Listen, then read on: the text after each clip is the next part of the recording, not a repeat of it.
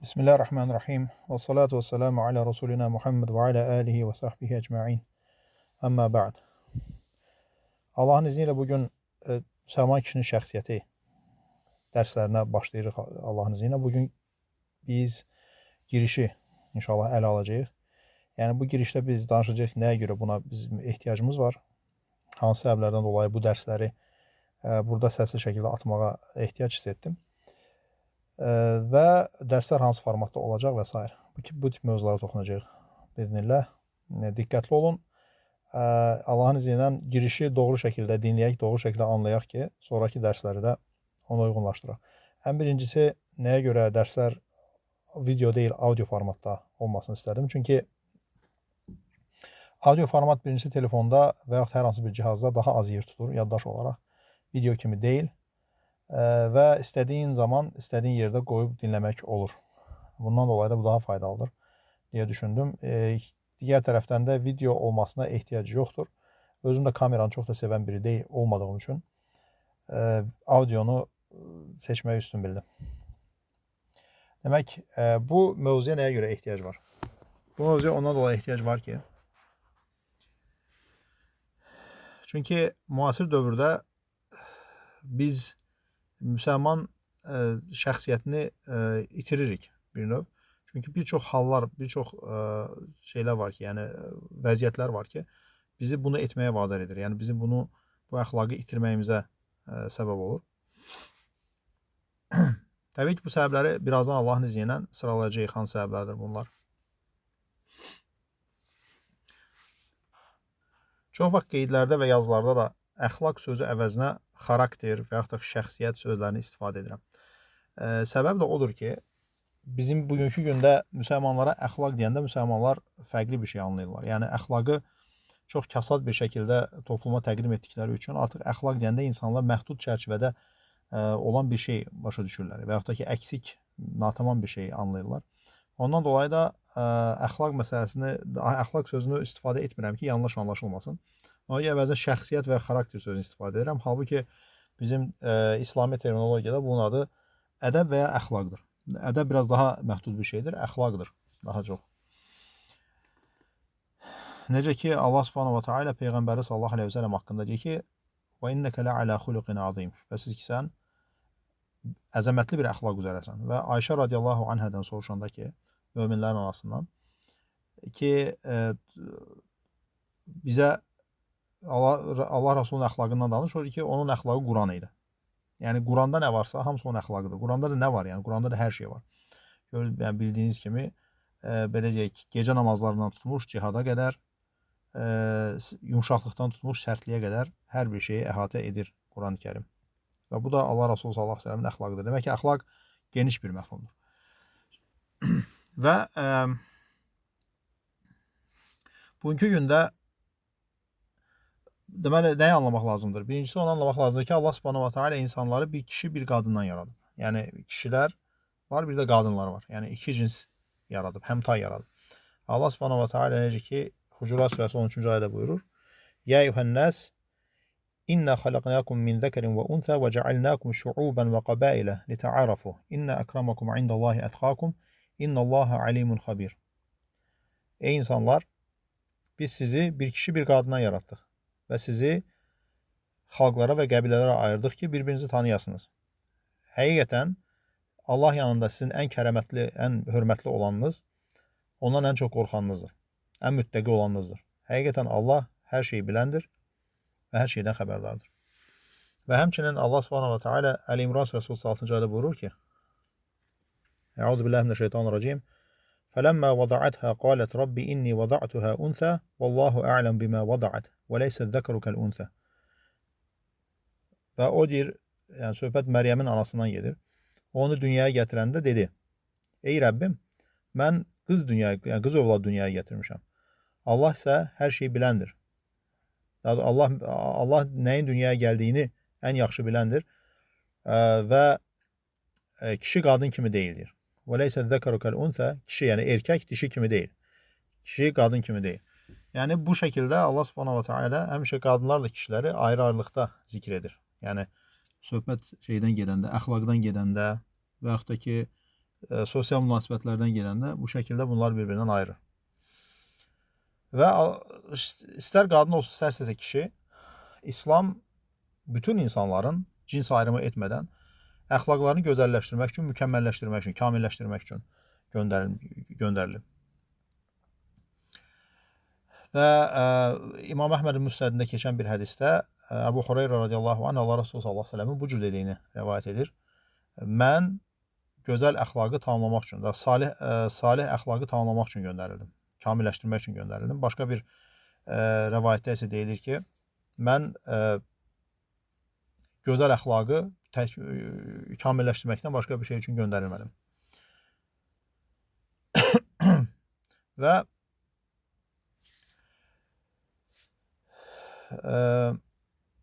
burada təbii ki, yəni əxlaq deyəndə həm kişiləri, həm də qadınları əhatə edən bir əxlaq var və təbii ki, kişilərə aid və qadınlara aid özəl əxlaq da var, amma ümumən əxlaq deyəndə bu hər ikisinə aiddir. Yəni belə kişiyə aid olan əxlaq eyni zamanda qadına da aiddir.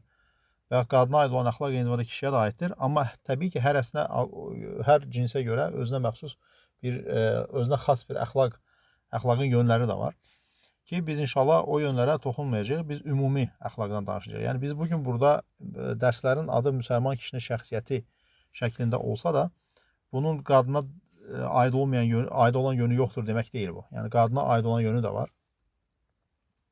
Qadına aid olan yönü də var. Çünki qadın da hər ikisi insandır və hər ikisinə aiddir eyni zamanda. Sadəcə olaraq burada qeyd etmək istədiyimiz məqamlar kişiyə daha çox xasdır. Yəni çünki Əbu Davudda rahimehullah, Əbu Davudda belə bir hədis keçir. Ayşə radiyallahu anhə Peyğəmbərimiz sallallahu əleyhi və səlləmin bu cür dediyini rivayet edir. İnnəmən nisəu şəqaiqur rical. Qadınlar kişilərin bacılarından başqa bir şey deyirlər. Əslində şəqaiq tam da bacılar deyil. Şəqaiq daha çox gül adıdır. Yəni o gül də çox həssas bir güldür. Özəl bir güldür. Yəni onların qorunmasına və çox qorunmaya və qayğıya ehtiyacı olan bir çiçək növü olduğu üçün deyir ki, qadınlar kişilərin şəqaiqlarından başqa bir şey deyirlər. Yəni qorunmasına və onların yanında olmasına və qayğı görməyə ehtiyacı olan biriləridir deyir. Və eyni zamanda bacılarıdır kimi də tərcümə etmək olar. Yəni ki, uzun sözün qısası, yəni qadınlar da kişilərin bacılarıdır, onların yanında olandır, onların qayğısına ehtiyacı olanlardır. Yəni onlar da bir növ bir-birinə bənzər iki məxluqdurlar. Lakin biz burada kişilərə aid olan qisminə daha çox vurğu edəcəyik. Çünki Allah Resulü sallallahu əleyhi və səlləm dediyi kimi də qadınlar kişilərin bacılarıdır. Bu eyni zamanda həm də və yaxud da ki, qorunmağa ehtiyacı olan çiçəklər anlamında da anlaya bilərik. Bu ümumilikdə nə deməkdir? Yəni bir toplumun kişiləri əgər islah olmazlarsa, oranın qadınlarının islahından və yaxud da qadınların əxlaqının düzəlməsindən və yaxud da ki, nə bilim, müsəlman İslam şəxsiyyətini, İslam əxlaqını özlərində daşımağından danışmaq əbəsdir. Çünki qadınlar kişilərin kölgələridir eyni zamanda. Yəni kişilər əgər özlərini düzəldərlərsə, qadınlar da onlara uyğunlaşarlar. Çünki Allah Subhanahu va Taala kişiləri qadınları kişilərdən məhsul tutmayıb, əksinə qadınları kişilərdən məhsul tutub. Yəni ki, biz öz əhlimizdən, biz kişilər olaraq öz əhlimizdən soruşulacağıq, öz əhlimizdə görə məsuliyyət daşıyırıq. Qiyamət günü bizim əhlimiz bizdən soruşulacaq. Əhl də kimdir? Əhl də ya eyyuhellezine amenu qu enfusakum və ahlikum nara. Yəni ki, əhl deyəndə burada qadınlar və uşaqlar nəzərdə tutulur. Qadınlar və uşaqlar. Yəni bizim əhlimizə aid olan qadınlar və bizdən olan uşaqlar əgər bunlar bizim himayəmizdədirlərsə, biz bunlardan məsuluq. Allah Subhanahu va Taala onları bizdən soruşacaq kişilər. Amma qadından kişini soruşmayacaq. Çünki kişi qadının himayəsində deyil, qadın kişinin himayəsindədir. Bu da tamamilə ayrı bir mövzudur. İnşallah Allah Subhanahu va Taala nəsib edərsə başqa bir dərs serisində bu mövzulardan danışarıq. Bugün isə bu dərsləri verməkdə əsas məqsədin nə olduğunu və yaxud məqsədlərin nə olduğunu açıqlamaq istəyirəm. Məsələn, birinci səbəb odur ki, bugünkü gündə müasir dövrdə liberal ideologiya, modernist liberal və eyni zamanda feminist ideologiya iki cinsi üz-üzə qoyub. Yəni məsələn gender müharibəsinə çeviriblər. Yəni qadınlarla kişilər sanki bir-biri ilə ahəngli şəkildə yaşayan iki tərəf yox. Artıq bunu ahəngli şəkildə yaşamağı da biz İslami nöqteyi-nəzərdən hansı formada izah edəcəyik, bu da ayrı bir mövzudur. Yəni oralara girmirəm.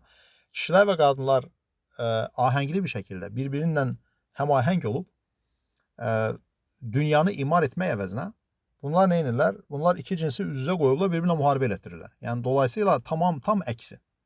Tam əksi. Ona görə məsələn bunu da etməyin yolu, bunu etməyin ən yaxşı yolu kişilərin gücünü əlindən almaqdır. Yəni bir növ bir insan əgər ənənəvi bir kişidirsə, əgər məsələn tutaq ki biz keçmişdə kişilərə baxırdıq, bunlar necə adamlar oldular. Məsələn sahabədən tutmuş, ən yaxşı sahabə həyatı araşdırıldığı üçün oradan misal verirəm. Hətta kafir toplumlarında bu belə idi. Yəni biz yalnız sahabələrdən misal vermirik. Eyni zamanda kafir toplumlarında belə idi. Yəni kişi dominant bir güc sahibi idi toplumda. Qadınlar isə onların yardımçıları idi. Sahabələrdə bu belədir. Yəni kişilər xəlifə olaraq müəyyən layihələri icra edirdilər. Qadınlar da o işdə bunlara dəstək olurlar. Müxtəlif şəkillərdə. Müasir dövrdə isə kişini artıq məsələn təbii ki biz yəni sahabə kıvamında kişi olmaqdan danışmıram. Hələ atalarımız kimi, babalarımız kimi o köhnə kişilər ki var idi. Onlar kimi olmaq istəyəndə və ya belə deyək ki, sözün belə deyək, bir ağırlığını ortaya qoymaq istəyəndə bunu dərhal şey kimi görürlər. Yəni müasir liberal düşüncə bunu dərhal ekstremist və yaxud da ki, kobud, nə bilim, yəni gender qadın düşməni və s. kimi təqdim edirlər və bu şəkildə onu gözdən salırlar. Ona görə məsələn istəyirlər kişilər şey olsunlar, yumşaq olsunlar, çox incə olsunlar, mütərəddid olsunlar, yəni belə deyək, necə deyim, çox da ağırlıqlarını ortaya qoymasınlar, hər şeydə yumşaq davransınlar və s. və axır. Yəni bir o kişinin o ağırlığı ki, o heybəti ki var, onu onun üzərindən çəkib almaqla məşğuldur liberal düşüncə. Çəkir, alır, onları salır qadınların səviyyəsinə. Onlar kimi yumşaq və zəif və zərif eləyir kişiləri. Ondan sonra bu ikisini bir-birinlə döyüşdürür. Artıq qadın hakimiyyət üzərindən bundan mübarizə aparır və s. Və bu şəkildə bir uc nöqtə var. Yəni uc nöqtə var. Bunu bizə bu şəkildə göstərir. Ona görə biz müsəlman nəinki kişinin, hətta müsəlman kişinin və qadının və kişilərdən başlarım ona görə ki, çünki kişilər daha önəmlidir. Bayaq dediyim kimi, kişilər əgər düzəlməsə, qadınlar düzələn deyirlər. Bunlar qadınlar kişilərə bağlıdırlar. Ona görə buradan başlarıq. İnşallah Allah nəsib edərsə, müsəlman qadın şəxsiyyətindən də bəhs edərik biiznillah. Və yaxud da hər ikisindən, ümumiyyətlə toplum hansı formada daha funksional ola bilər və Allah Subhanahu va Taala'nın qadın-kişi münasibətlərindən istər evlilik şəklində olsun, istər digər formalarda münasibət olsun, murad etdiyi şey nədir? Yəni Allah Subhanahu va Taala nəyi görmək istəyir? Toplumu qadın və kişi yaratmaqla və bunlar arasında müəyyən bir bunların münasibətlərin müəyyən bir əxlaq kodeksini ortaya qoymaqla və bunu müəyyən bir sünnətə bağlamaqla, müəyyən bir qaydalara, fitri qaydalara bağlamaqla Allah Subhanahu va Taala nəyi murad edir və biz buna nə dərəcə cavab veririk? Bunu Allahın izni ilə gələcək dərslərdə danışarıq. Təbii ki, bu dərs seti çərçivəsində deyil, başqa bir dərs seti şəklində danışarıq Allahın izni ilə. Digər tərəfdə ikinci səbəb isə odur ki, bir tərəfdən, yəni belə deyək, kişiləri bu şəkildə zəif və zərif edəndə və toplumun böyük əksəriyyəti bu propagandaya uyanda və yaxud da bu təzyiqin altında əzilərək o formaya düşəndə, avtomatik olaraq insan fitrəti elə bir şeydir ki, onu yox etmək və tamamilə dəyişdirmək olmur. O bir nöqtədən sonra müvəqqəti ola bilər. Amma bir müddət sonra o yenidən özünü daha betər bir formada ortaya çıxardır. Çox çirkin bir formada o fitrət özünü göstərir. Kontrolsuz bir şəkildə ortaya çıxır. Və bu da nəyə gətirib çıxardır? Məsələn, kişilər bu şəkildə salınandan sonra onlar nə edirlər? Öz ya gangster, Polat Alemdar tipində bir kişilik kimi ortaya çıxmağa başlayır. Vuraram, əzərəm, öldürərəm, qadın kimdir ki, ondan məsləhət alasan, mən kişiyəm, mən nə deyirəm, düzdür falan. Bu tipdə bir necə deyim, yəni əxlaqsız bir tip ortaya çıxır. Və yaxud da ki, öz örfi kodlarına qayıdırlar. Məsələn, örfdə bunlar necə oldularsa, bunun babaları falan ora qayıdırlar. Bu da çox az, kiçik bir misaldır. Halbuki bunlar heç bir üçün nümunə deyil. Bizim üçün nə zəif və zərif olmaq, nə gangster tipində bir kişilik sərgiləmək, nə də ki, bir örfi bir şeyə, bir kişilik şəklinə girməyə ehtiyac yoxdur. Çünki bizim üçün nə var? Bizim üçün Quran və sünnə var. Bizim üçün usvetun həsənə olan bir peyğəmbərimiz var ki, biz yalnız ona uyacağıq. O da ki, Quran əxlaqını bizə öyrədəcək. Ondan dolayı da bu dərslər çox önəmlidir.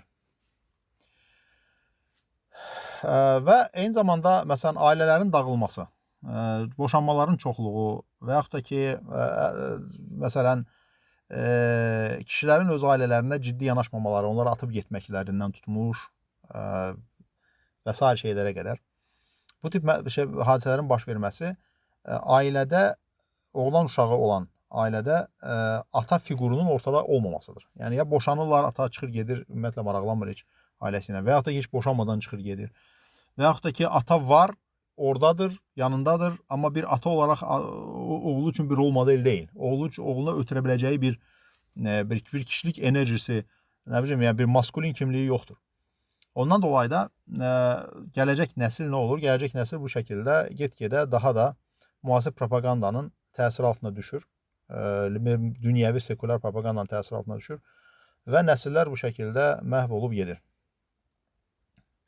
Və ya da kişi var, amma ki, bütün günü işdə güclədir, pul qazanmağın da arxasındadır, kredit ödəyir, lüzumsuz kreditlərin altına girib deyə gecə-gündüz ancaq onun fikirləşir ki, hardan pul tapa bilərəm, işləyir falan. Və beləliklə övladının qarşısında bir nümunə sərgiləyə bilmir. Baxmayaraq ki, övladı ondan öyrənə biləcəyi şeylər var.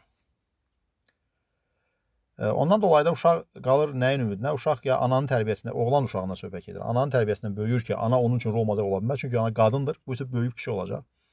Xalanın bibinin yanında bu şəkildə uşaq böyür və kişi xarakteri onda formalaşa bilmir. Hələ bu yaxşısıdır. Yəni daha pisi odur ki, uşaq internet və yaxud YouTube'a,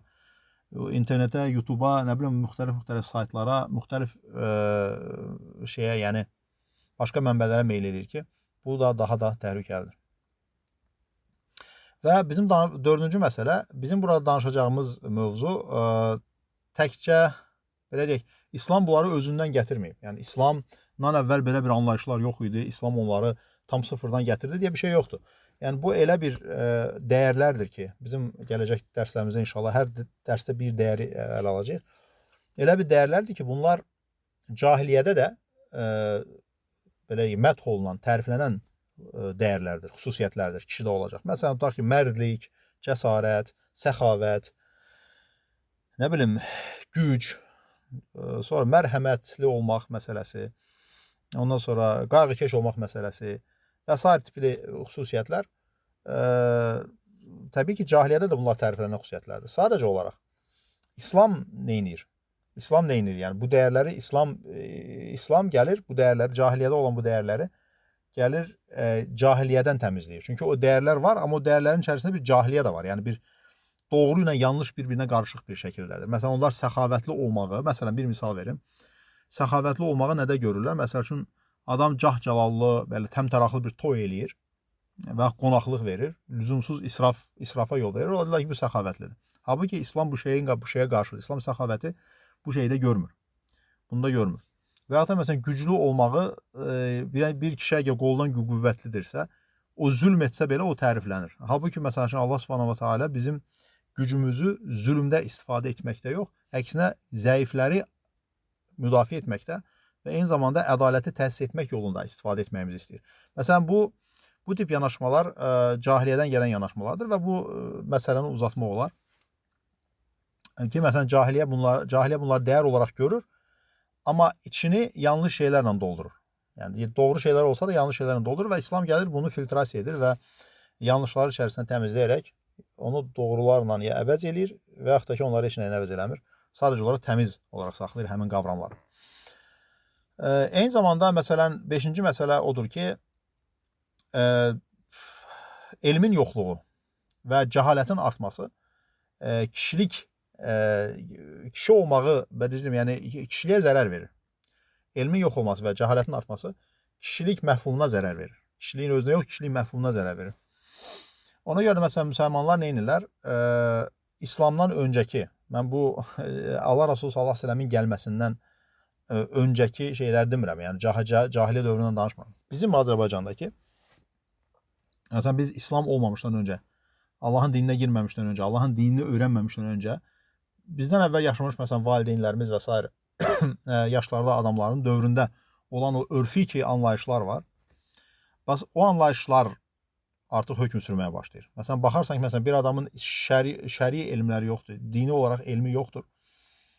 Belə müsəlmandır ibadətində falan, amma düşüncəsi o deyil. Yəni İslami düşüncə deyil. Yəni şəriət tam olaraq onun canına girməyib. Ona görə o nə edir? O örfi olaraq yanaşır məsələlərə. Baxırsan ki, məsələn, şərən etməməli olduğu şeyləri edir. Qınaqlardan qorxaraq bunu edir. Amma şərən etməli olduğu məsələlər isə və ya barmaq arası baxır və ya bu məsələdə öz əhlinə qadağalar qoyur.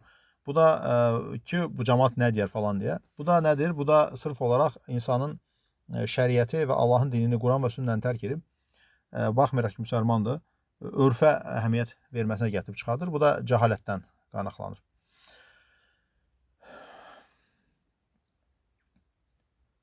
Və İmam Məlik rahimehullah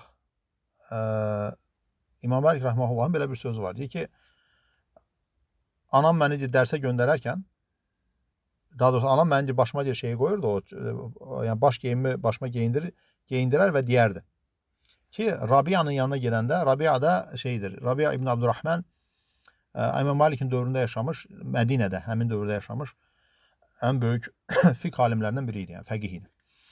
Anam başıma baş geyimi qoyub və deyərdi hər dəfə dərsə göndərəndə ki, deyərdi ki, get Rabia'nın yanına, həmin o müəllimin yanına, fəqihin yanına. Və ondan elm öyrənməmişdən öncə əxlaq öyrən deyərdi. Elm öyrənməmişdən öncə əxlaq öyrən deyərdi. Çünki bir toplumdakı kişilərin əgər xarakteri düzəlmirsə, yəni xarakter İslami deyilsə, Allah və Rasulunun istədiyi kimi şəkildə deyilsə əgər, onun elm tələb etməsi ona nəinki fayda verməz, hətta zərər verər. Həm də təkcə onun özünə deyil, bütün onu dinləyənlərə və o topluma zərər verər. Çünki insanın xarakteri əgər kişiliyi doğru şəkildə formalaşmayıbsa, onun aldığı elm yalnız zərər verər. Çünki o elmi öz zəifliyinə qurban verəcək. O elmi öz zəifliyinə vurub, öz zəif xarakterindən dolayı insanlara yanlış təqdim edəcək. Və insanlar da ki, ona bu mövzuda tabi olacaqlar və onlar da həmin onun xarakterindəki o xəstəliklərdən və zəifliklərdən və kişiyə yaraşmayan xüsusiyyətlərdən təsirlənəcəklər və elə biləcəklər ki, bu doğrudur. Ona görə əsas məsələ, o dövrün insanlar bunu çox gözəl anlayırlar. Bugün də həqiqi elm sahibləri bunu çox gözəl anlayırlar ki, xarakter inşa olunmadan əsla elm tələb edilə bilməz. Yəni, bir adam əgər toplumun qınağından qorxursa, bir adam əgər hər hansı bir məzəmmətdən qorxursa, hər hansı bir təzyiqdən qorxursa və yaxud da ki, qəlbində şöhrətpərəstlik xəstəliyi varsa, sırf olaraq insanların xoşuna nə gəlir, yalnız onu danışırsa, haqqı kənara qoyub yalnız onu danışırsa, ona bir sual veriləndə, o suala belə deyək, səmimi bir şəkildə, ixlasla doğru bir cavabı, elmin haqqını verərək doğru bir cavabı vermək əvəzinə toplumun üzərinə təpkisini, üzərinə əks reaksiyasını çəkməməkdən ötürü, etirazın üzərinə cəlb etməməkdən ötürü yuvarlaq və yaxud da ki, onların xoşuna gələn, onların nəfsinə xoş gələn şəkildə cavablar verirsə əgər, bu elə ruveybidə olmaq deməkdir. Allah bundan qorusun hər kəsə. Və bizə rol modellər lazımdır. Bayaq atalardan danışdıq. 6-cı məsələ, yəni 6-cı səbəb, bu dərsləri verməyin 6-cı səbəbi odur ki, biz bayaq atalardan danışdıq. Yəni atalar rol model olmalıdırlar öz övladları üçün falan dedik. Bəzən bu mümkün olmaya bilir. Yəni ata rol model olmur. O zaman onun yerini kim tutur? Müəllim tutur. Bayaq İmam Məlikin misalında verdiyimiz kimi. Yəni ana uşağı müəllimin yanına göndərir ki, müəllimdən ona əxlaq öyrənsin. Müəllim şey eləyir. Yəni onun üçün rol model olur. Bəs əgər müəllim də rol model deyilsə və yaxud belə bir müəllim əgər yoxdursa, o zaman nə olacaq? Və yaxud da ki, məsəl üçün, və bu adamın da ki, məsəl üçün, sirə oxuyacaq, ən azından kitablardan rol model öyrənilməz. Kitablardan rol model haqqında məlumatlar yalnız ala bilərsən. Qəhrəmanlar haqqında, böyük şəxslər haqqında məlumatlar ala bilərsən. Amma onların sənin əxlaqına sirayət etməsi biraz çətin məsələdir. Çünki insanın əxlaqına sirayət etməsi üçün onun qarşısında yaşayan canlı və qanlı bir insan olmalıdır ki, insan ona ittiba etsin. Bunu aqli olaraq anlaya bilməyə bilərsiniz. Bunu bəlkə də müəyyən arqumentlərlə buna qarşı çıxa bilərsiniz. Amma bu danılmaz bir faktdır. Və bu insan fitrətinə xas olan bir haldır ki, insan yalnız özünə yaxın olan kimsələrdən təsirlənir. Gözünlə gördüyü, canlı qanlı gördüyü kimsələrdən daha çox təsirlənir Nəinki tarixi şəxsiyyətlərdən. Baxmayaraq ki, gözünlə gördüyü canlı qanlı kimsə, bəlkə o tarixi şəxsiyyətin heç ayağın toz da olmaz, amma yenə də ondan daha çox təsirlənir. Ondan dolayı da hətta onunla eyni dövrdə yaşayan, eyni müasir dövrdə yaşayan insanlardan daha çox təsirlənir. Bunu öz üzərimdə də mən çox hiss etmişəm. Məsələn, tarixdə elə şəxsiyyətlər var ki, müasir dövrdə yaşamış ən fəzilətli insan bəlkə də onun ayaqqabısı qədər ola bilməz. Həmin o şəxsiyyət. Amma mən o şəxsiyyətdən daha az təsirlənirəm. Nəinki mənlə eyni dövrdə yaşamış və yaşamaqda olan həmin o böyük şəxsiyyətlərdən. Və ortada yəni adam hətta sirada oxuyub oradan nəticələr çıxarda bilmir və hətta sələfin həyatında oxuyub oradan nəticələr çıxarda bilmirsə artıq, yəni onun əlində nə qalır? Onun əlində yalnız qalır ki, aktyorlar, nə bilim, influencerlər, nə bilim, rapçilər, nə bilim nələr və yaxud da bu tip şeylərdən təsirlənmiş digər öz dostları və s. bu tip adamlardan təsirlənir. Və bu da nəyə səbəb olur? Bu da yenə də sapıqlığa səbəb olur. Və 7-ci və sonuncu səbəbimiz bu dərsləri verməkdə ədəb və əxlaq, başqa söylənirsə xarakter elmdən öncə gəlməlidir. Çünki əxlaq eyni zamanda elmi öyrənmək üçün bir vasitədir. Yəni, əxlaq olmadan zaten elmi öyrənə bilməzsən. Elmin ruhunu ala bilməzsən və yaxud da ki, elmdəki o vitaminlər ki var, onlar sənin canına girməyəcək. Ən birincisi əxlaq olacaq, sonra isə elm tələb olacaq. Bir növ, yəni əlində vasitə olmadan gedib bir nəticəyə varmaq mümkün deyil və yaxud da ki, əlində bir vasitə olmadan nəticəyə varmaq mümkün deyil. Ondan dolayı da əvvəlcə vasitəni əldə edəcək, sonra ki, o vasitə ilə nəyə çatacaqsa, həmin o şeyi əldə edəcək ki, bu da elmdir. Məxləd İbn Hüseyn rahimehullah, Abdullah ibn Mübarəkə rahimehullah belə deyir. Deyir ki, nəhnu ilə kəsiri minəl ədəbi əhvəcu minnə ilə kəsiri minəl ilm. Deyir ki, bizim əxlaqa daha çox ehtiyacımız var, nəinki elmə, deyir. Yəni, bizim çoxlu əxlaqa daha çox ehtiyacımız var, nəinki çoxlu elmə, deyir. Çünki bayaq dediyim məsələdən dolayı əxlaq bir vasitədir elmi əldə etmək üçün və əxlaq da kimlərinsə fikrinə görə təyin olunmur. Yəni, filan kəsin fikrinə görə əxlaq belədir və həmən kəsin fikrinə görə əxlaq belədir və ya bizim örfdə belə insana əxlaqlı deyirlər. Və yaxud da ki, mənim müəllimim, mənim xocam, mənim dinlədiyim elm tələbəsi və yaxud filan kəs, bəhmən kəs belə dedi ki, əxlaqlı insan belədir və yaxud da əxlaqlı davranış buna müvafiq olmalıdır. Bu deyil bizim üçün. Bizim üçün meyar nədir? Bizim üçün meyar Quran və sünnədir. Quran Qurandır, Allahın kitabıdır. Sünnə də Allah Rasulü sallallahu əleyhi və səlləmin həyatıdır. Bir şeyə əgər Allah və Rasul bir şeyə əxlaqlı deyiblərsə və yaxud bunu Allah Rasulü sallallahu əleyhi və səlləm özü yaşayıbsa və özü buna müvafiq şəkildə hərəkət edibsə, davranıbsa, bizim də o şəkildə etməyimiz, bizim də o şəkildə davranmağımız, o şəkildə mövqe ortaya qoymağımız və o şəkildə əxlaq nümayiş etdirməyimiz əxlaqdandır. Yox, əgər bu Allah və Rasuluna bunu yaraşmırsa və yaxud da ki, Allah və Rasulü bunu etməyibsə və Allah Rasulü bunu zəmm edibsə və yaxud da ki, Allah Rasulü məsəl üçün bu şəkildə bir davranış tərzi ortaya qoymayıbsa, biz də o davranış tərzini ortaya qoymamalıyıq. Bizim üçün usvetun həsənə, ən gözəl nümunə Allah Rasuludur sallallahu aleyhi və səlləm. Belə, yəni ümumən kişinin əxlaqı deyəndə nələr nəzərdə tutulur? Belə ən mücməl bir şəkildə bunu Allahın izni ilə ortaya qoyacaq növbət dərslərdə. Çalışacaq ki, dərslər yarım saatı keçməsin, hətta daha qısa olsun, bəlkə də bəzən 10 dəqiqə də ola bilər. Müvəffəq edən Allahdır. Sizdən yalnız duaları istəyirəm. Allah subhanahu wa ta'ala bizi dinləyən və tətbiq edən, öyrənən və tətbiq edən, öyrəndiyi elmə görə yaşayan və Allah Rasulü sallallahu aleyhi ve sellemin əxlaqı ilə əxlaqlanan qullarından etsin. Və sallallahu və səlləmə alə seyyidina Muhammed və alə alihi və sahbihi ecma'in təslimən kəthira.